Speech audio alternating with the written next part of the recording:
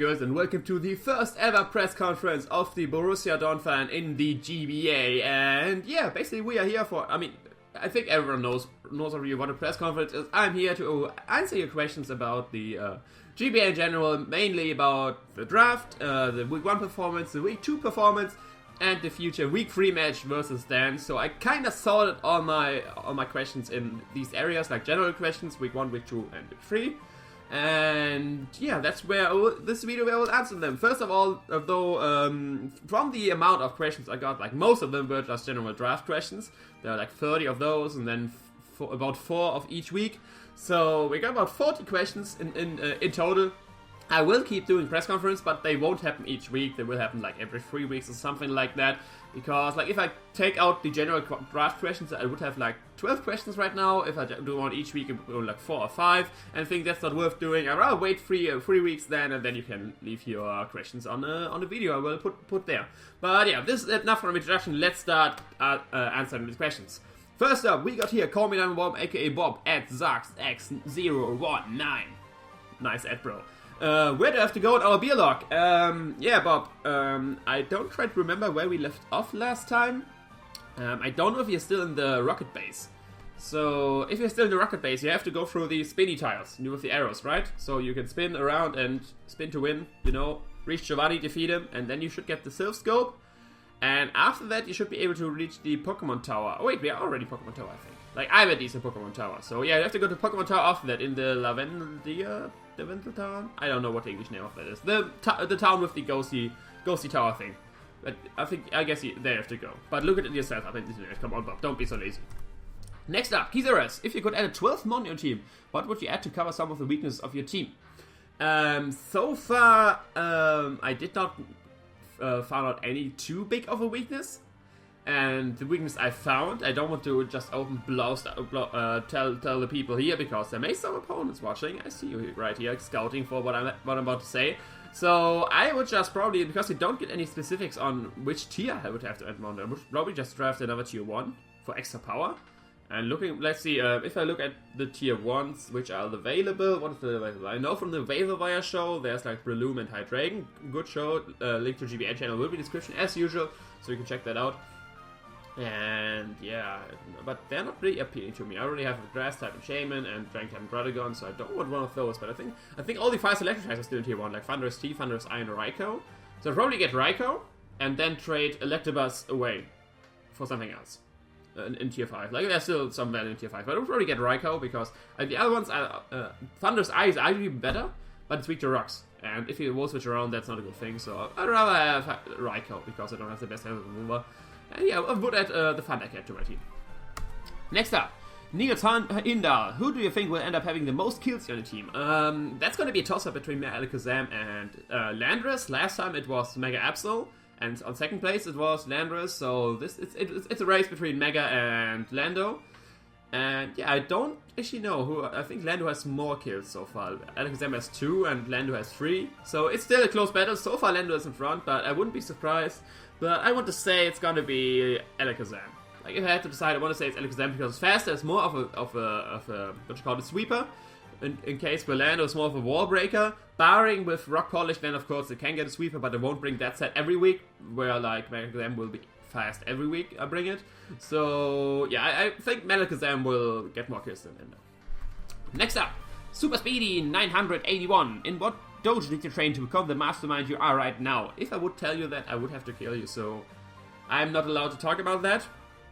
But it involves beer, it's in Germany, and you have to be at least 1 meter and 80 centimeter tall to enter. Next up, Nikolash Edge. Other than you, who else do you think can make it to the championship this season? Okay, they are like, who can make it to the championship? Like in general, I would just say everyone, because if I would start listing people, I would probably end up listing everyone, barring maybe 1 or 2, and that would be bad for these 2, so I would just say straight everyone. But for the most likely, I would want to say most likely make it into the championship. I want to say it's Miguel, Fizz, George, and Envy. Like Envy is the only new coach in that list, but he is doing very great so far. He brings set like I would say I'm a pretty experienced league player, but I did not see coming he brings them to a table, so it's very difficult to actually team build for him or face him, because he's not the standard coach, let's say it like that. And yeah, these 4 with me, like these 5, like Fizz, George, what does I say, Envy and Miguel. These four people I see the most in the championship. Versus each other, versus me of course, because I will win championship. Like, one of these 4 will face me in championship, most likely. But I won't be surprised if someone else. There are still like very high caliber players out there which were not in that list, like there's still John, Dan, Nick, Cooper, Mono, so many people in this league which know what they're doing, and I wouldn't be surprised if I had to face any one of those in the championship. Next up, Spud Life. Are you happy with your draft, or are you thinking of making some changes? If so, what are the changes you are thinking of? So far, I'm not planning on making any changes. I'm pretty happy with my team, but I did not look in any team matchups too far in the future. So probably if there's like one matchup where I was saying, oh god damn it, I can't deal with these kind of mons, I have to get this kind of mon, then I probably will get like a trade for a specific, so I have to a better matchup than those. I will probably trade at some point. Like, we have free agency trades and unlimited trades with our coaches, so it would be a shame to not trade at least at some point. But yeah, so far I'm not thinking about any change. I'm happy with my squad, but that doesn't mean I will not trade at any point. Next question. Lupus Perditio. A lot of your draft gets great coverage, but you don't have any fives or ice step. Do you think this will hinder you against some 4 times weak offensive monsters, or do you think the non-stat coverage of your other mons can make up for this? I actually think my other mons can make up for it, because like you mentioned, they are 4 times weak to that move. So the missing stab is not really doesn't really hurt as much, because I will do still so much damage, be it just a hidden power, which is like 240 base power with these mons, which is like about an explosion. So even if it's like an unstable explosion, you saw how much that was Mega Blast, for example, from Metagross. And there are still like some other coverage moves which are stronger than hidden power, so I'm not worried about them, because like I said, they are 4 times weak to it, so I don't have to worry about that too much. I'm more worried about the mons which are like only weak versus electric, or versus fire, or no, not electric, but weak versus fire or ice, for example. And I have to coverage move on those, because then only 1 times weak to that, they're kinda underwhelming, of course. Kazar, how many kills will Mr. Man have at the end of the season? That's difficult to tell, but you're asking for exact number, so we'll give you an exact number. So, Mr. Man, so far he has 3 kills. We are in the 2 weeks, so he gets 1.5 kills per week. We got 2 weeks in, we got 12 weeks to play, so 10 weeks of that left. Then round 1 playoffs, round 2 playoffs, championship. I will of course get into all of those, so 13 matches left.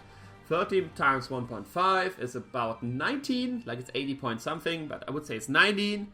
19 plus the 3 he has already, so 22 kills. He will get in total 22 kills. There we go.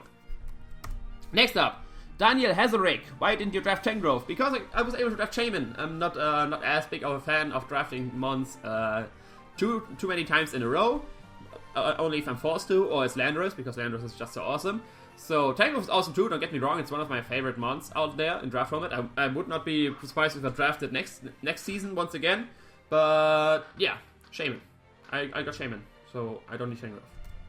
Next up, Scott Bright. Do you think the amount of beer you drink gives you an edge against the other players in terms of manliness? God damn, I hope so. Next question, Jack Johnson. What is the big difference between your Season 5 and Season 6 draft in terms of what you've gained and what you now lack? Okay, I think what I've gained is, I get over my draft analysis very in-depth already. Like, I got 3 clerics already, like last time I had none, now I have 3 clerics. I have 2 Scald Switch-ins with Shaman and Vaporeon. One is immune and one is, of course, resistant as Naturally Cure in case of a burn. So I think that's like the biggest things I gained. What I lost is my Regenerator Core. I miss it. I miss my Regenerator Core. This time I actually have to think about when I have to go for my reliable recovery. And I can just switch around and be back at a good amount of health. I miss my Regenerator Core. That's like the biggest thing I lost, I would say. Next question.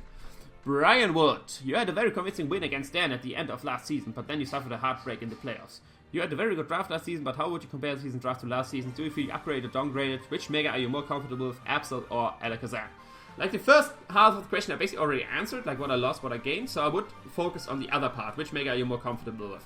At the moment, I would say I'm more comfortable with Mega Absol.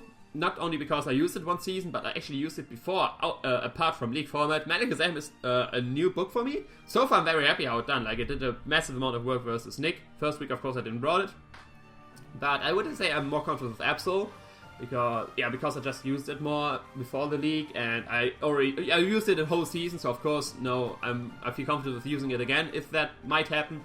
Malakazam is a new mon for me, but I feel like I can adapt to that. They're kind of similar with like speedy, frail, attacker. This time it's only special attacker, before that was more mixed, so Mega Upslow was up to more shenanigans with Malakazam, but that doesn't mean I can't bring any shenanigans to Malakazam, so yeah. But Malakazam's great, but I'm more comfortable with actually Upslow using, I would say at the moment. Maybe at the off-season that changed, who knows. Next question, Juan C. who do you think is your biggest competition in this season of the GBA and why? So who's my biggest competition, so who's my biggest threat? Who's the player I'm looking forward to defeat the most? And there's like only one coach I can mention here, which is Stan. I still have to get my revenge on him that he kicked me out of the playoffs. We already faced 3 times. So far he's 2-1 versus me. I can't allow persons to run around with a better record versus me than I was versus him. So I'm looking forward to compete versus Stan once again, get 2 wins in the division, and then be ahead of him once again. So that's the plan. And yeah, Dan is my biggest competition, but like I said, I already mentioned various other coaches which are most likely to go in championship. They are of course counting that too. Like, I think I'm looking forward to battle every coach, or better said, I'm not looking forward to battle every coach because they're difficult to defeat. But yeah, Dan is gotta be the man at this point. Dan gotta be the man. That was a nice one. Next one, Fire King 9. I got a question, Lars. Why are you so cool? Keep up the good work. Who do you think will have the most kills for your team at the end of the season? Why I'm so cool? Yeah, that pairs with the beer drinking manliness thing and the dojo, so it's a mixture of both. So yeah, if you can find the dojo and drink a lot of beer, you can probably be as cool as me. But for the other questions, most kills, I already answered it. I think it's gonna be Megakazam, it's gonna be close to Lando, but it's gonna be the spoon guy. Next now, Poker Eagle for the win. If you replace Lando with one mon, not Ubers, then what do you replace it with and why? If not, then why? Since I franchised it, I basically already mentioned that I won't trade it for anything else. I won't trade for any tier 1 out there in the draft board of the GBA. So I would definitely keep Lando, especially now that because my team is built around Lando. If I just trade Lando out for something else now, it would not only get rid of Lando, it would hurt the team in general because it's missing an essential part of the whole team puzzle, if you want to call it like that. But probably the tier 1 I would get after Lando, I'm looking forward to get, would probably be Tornadus Therian. Tornadus Therian is probably the tier 1 mega I would go for next season. That may change through the season, but at the moment I would be looking forward to using Tornadus Therian. Of course not with Lando together, because sharing ice regions is not a good thing. But yeah, I won't trade Lando. Lando is great. If Lando comes back again to me next season, I'm not ashamed to draft it once again, even if I can't franchise it. Next one. Malintosh, what do you think your end record will need to be in order to make the playoffs? Okay, what the record will need to be to make the playoffs? Last season I made the playoffs with 9-3, but I don't think you need to be that high this time to make the playoffs. That's because the season is so close in skill level. I think the overall records will be close too. Like, I don't think there will be a coach which will like just straight walk away undefeated this season, so he will make playoffs for sure. I think it will be very close, and it will be very exciting end of the season to find out who will win and who will get in the playoffs and stuff like that. So I think even like a 7-5 would be already enough to make in the playoffs. Potentially even a 6-6, depending on which division you are. But 7-5, I think would be already enough to get in the playoffs, which is pretty close. But I guess that would be enough. Yeah, in some cases 6-6, I could see that happening, but 7-5 is the more likely one. Next up, what would you say are the two? Oh wait, what would you say are the 2 mons who synergize the best together? Defensive wise, it's gotta be Shaman and Vaporeon because they cover weakness very well. They can be defense on both sides very well. Vaporeon mainly because of a huge HP set, not really defense. Shaman of course 100 overall. Offensive wise, I gotta say it's Megakazam and Crawdon, I think. They cover the weaknesses very well offensive-wise. Megakazam usually struggles with Psychic types because they resist the Psychic Stab, of course, and Shadow Ball is only countered and doesn't hit as much. And then we get Crawdon, which just runs through Psychic types with Knock-Off Crunch and stuff like that. And yeah, I gotta say these two. Like, one is a Wall Breaker, one is a Fast Sweeper. Put them together, typing-wise, they fit together, and you have a perfect win cake. Next up, Jake Moran. Do you feel as if there's pressure on returning coaches to not be outclassed by top-tier newcomer coaches? If so, do you think it's affecting their team building? I think being worried to not lose, like starting that you feel ashamed that you lost to a new coach. I think that's more like a week 1 thing. Now that we are in week 3 already, like we all could see that the newcomer coaches, there's no shame in losing for them. They already said what they can do. They're very big threats in the league. Like even they're new, they know what they're doing, and they're threats for all of us, for all the veteran coaches out there. So I don't think that's a problem anymore. So I like, of course I want to win versus the new coaches, but it's the same amount I want to win versus the old coaches too. So I don't think it would, it's a big thing. And if it's affect team building, it doesn't affect my team building. It may be ever for other coaches, but it doesn't affect mine because every opponent is the same. I don't look at how long they are in the GBA already, because some are in other leagues, some are just good in general. So in general, I'm just looking forward to win versus everyone, and it doesn't mind if he's new or old or new or old, whatever. Yeah. Next question. Rocchio 987. Yeah, that's right. Time for the official GBA Season 5 Player Free match. What Mono Menopause roster scares you the most and why? Oh, is that already that's already a week 3 question. God damn it, why do I have it here? Never mind. Okay, my order got messed up, it seems. But yeah, what do I want to scares me the most and why? This will be uploaded before the team builder, so I don't want to go into depth there, because Dan can potentially watch that. Or his front office if he has it. I don't actually know if Dan has a front office. But Victini. Just go straight out Victini, because my check for Victini is the same as last season, or the best check to that, which is Dradagon. And we also saw that he knows how to deal with Dradagon, and that makes it difficult to deal with Victini. Of course, he can bring a more special variant or more physically defensive variant, but Dradagon is my best check to that, and he knowing that, because he already faced 3 times the Dradagon Victini matchup, that's gonna be a problem. So I think Victini is the biggest threat. Next line. Do you think all this focus on draft format matches has affected your productivity in your main career as a chat tuber? I think you're actually true. Actually true. Like in so many leagues, like even with the GBA is over, I'm in other leagues, so yeah, and I did not make a chat tubing video since like a year or something like that. So yeah, it's definitely affected my career. I will have to do some chat tubing in the future, but for that I have to buy a chair, and yeah, they're maybe expensive. So at some point I will maybe buy a chair, maybe a donation stream. Get money for a new chair so I can make a new chair tubing video. Who knows? Next up, Robin Fart. What do you expect to be the MVP of your draft? Like, Kills MVP, I already mentioned, probably Mela Kazam or Landris. And Hidden MVP, like more Hidden MVP, which does not get the most kills, but is still very valuable for the team. Last season it was Dradagon, but this season I think it's going to be Shaman. Because many times in team building I was like, okay, are these guys, now I need like, I still need something to deal with that. And Shaman was so far always the glue which fill in the holes of the squad. So I could just add the Shaman, add a specific spread, add a specific moveset, and it can deal with what's left on the opponent's team. So I think Shaman is this time the hidden MVP of my squad. Next question. Hail, Captain! Do you see yourself bringing weird, gimmick, non-standard sets to keep future opponents guessing, or are the normal proven sets always better? One moment. Okay, I'm probably... I tried gimmicky stuff last season with Delphox 2 times, it didn't work out. But I definitely will try to bring some gimmicky sets next time. Probably not as gimmicky as Envy, he's like a bit overkill on that. I don't think I can do that myself and be still successful with that. So, but that's something I noticed through my whole league career. Like in the first season of my first ever season of the league, which was back in the GBC, I was more creative. I brought more gimmicks than over time. Like over time, you go back to more and more standard. If you can say that, of course you will have some weird coverage moves you will never have on OU, but that's the standard league play. Just have added a coverage move for a specific mon. So yeah, you have to get creative at some point to point, but the gimmicks are always a gamble. Of course they're cool, and if you actually work out, you get additional swag points, and swag points is all we are here for basically.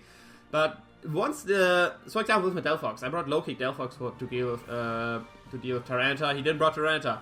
I had our Delphox set was, what was it? Which you call which switches the abilities. That one, so I can set up versus Vaporeon. There was no Vaporeon. So yeah, they're very gimmicky. Depends on how big they are. They maybe don't work out, so it's usually safer to go with the standard set, but don't want to take anything away for gimmick sets, and I might bring them at some point. Next was Showen. Lars, when will you pick up Dunsblast via free agency? Probably never. I'm sorry, Dunsblast. I don't see Dunsblast on my team right now. Showen. I'm sorry. But yeah, these are all the general questions, so let's go into the week the match questions, which are not as many, but let's go into them. First up, we got week 1. Where we go? There they are. Week 1. First question. As Trainer Josh, how confident are you in Crawdad making redemption later in the season? Very confident. I talked with him. Crawdaddy, you can't miss again. God damn it. Crabhammer, I need you to hit your Crabhammers. Crabhammer is your signature move. You can't miss your signature move. That's not how this works. I had a real talk with him, and yeah, he's motivated now, and he won't miss again. If he misses again, God damn it, I don't know what I will do to him, but probably like Peter will have to step in at some point.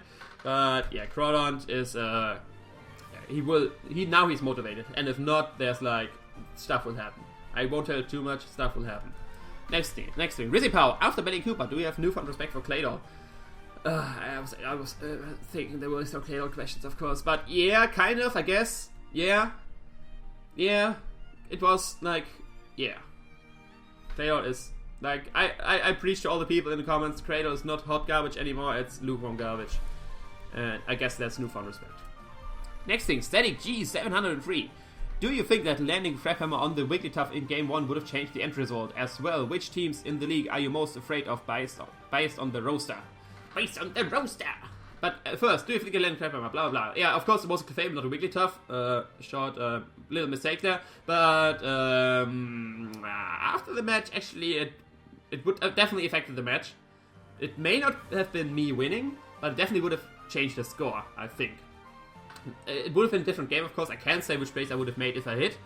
I just can see what I made if I didn't hit, and I can't say what Cooper would have done. But I'm pretty sure it would have changed the end result, because looking at a pre-match, after I see how much HP the Crabhammer has, barring a crit, granting Crabhammer's high crit ratio move, I couldn't have killed him from that range. I couldn't have only left him at a very small HP, once again, which is kind of a theme in the match with Cooper.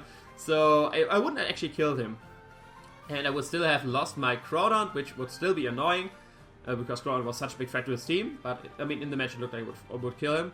But, yeah, it would definitely change the score. It may not have been me winning, but it definitely would have made it like a 2-0 or 1-0 even, or 3-0, something like that. Because 4-0 is a pretty big loss, and I don't think I played like getting 4-0'd.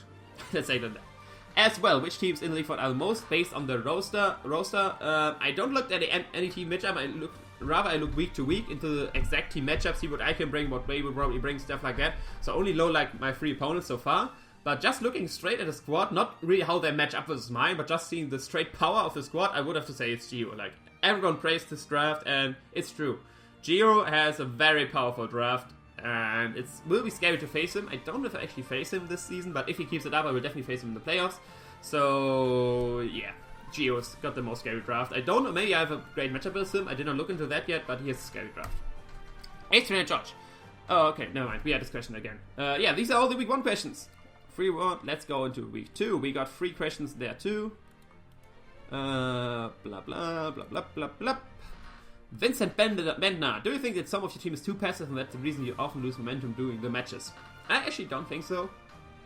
That my walls are like too passive. It's true that I didn't have much momentum versus Nick, but that's not because my walls are too passive. That's because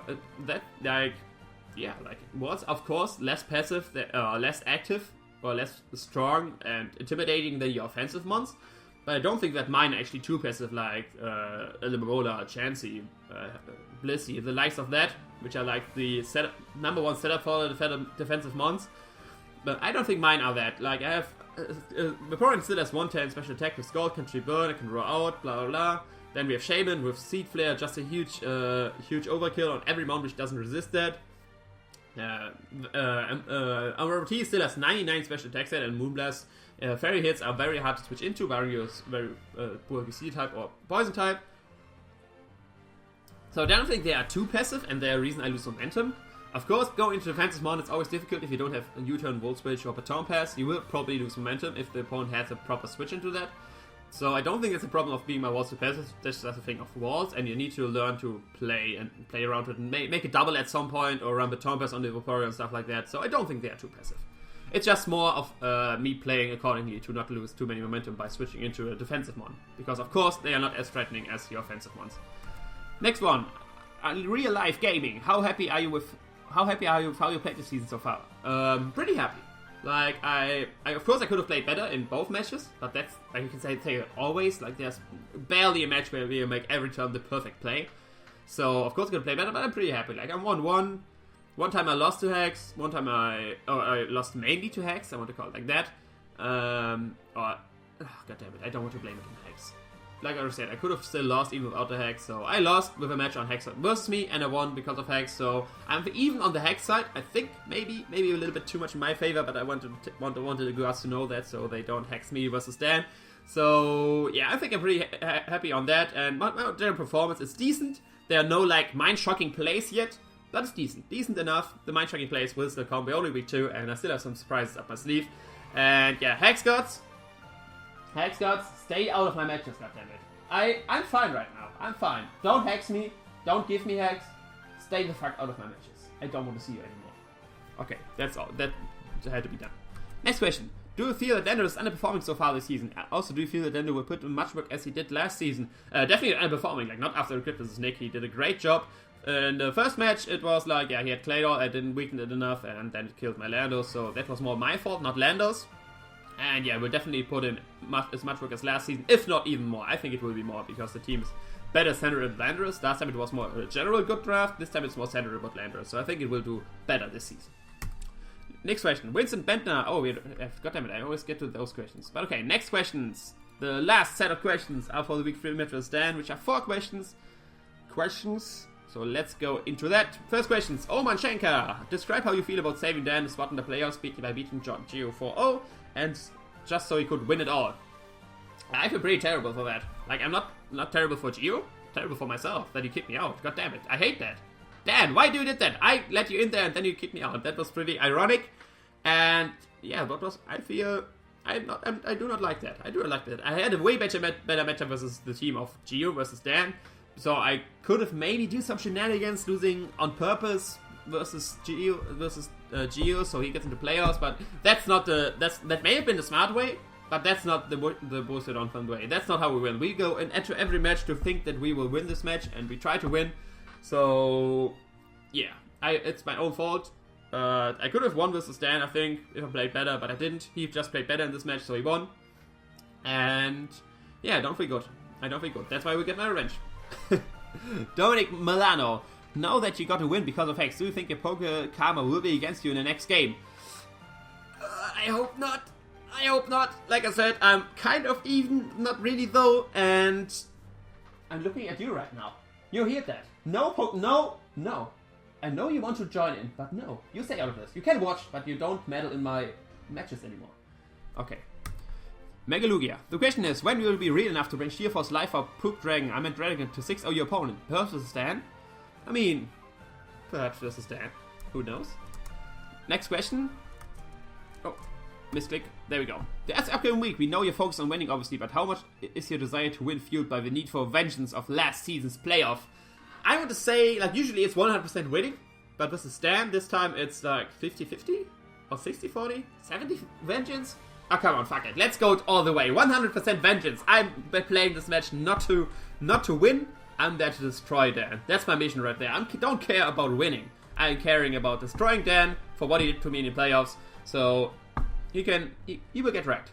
Own 3, that sounds like a nice bracket for the champ, right? That's what Borussia Donphan will be fighting for. We are not here to win. We are here to destroy this shiny hunter guy with the Morphim and a hat. Back, dude, Dan. Get destroyed. But I think these are all questions. Yeah, these are all questions. Actually, we are about half an hour. Pretty long for a press conference, in my opinion. But yeah, these are all questions. I hope you are fine with the answers. And yeah, if you like Rosal, leave a like, comment, subscribe. Hit me on Twitter and Facebook. All links in the description. Same goes for GBA links. And of course, the GBA shirt shop. You can buy your Borussia Donphan shirt or whatever shirt you ever desire in various amount of colors. Use the discount code GBA15 to actually save you 50% on your order. So it's like $20 instead of 23. And yeah, that's all from me. I will see you another time.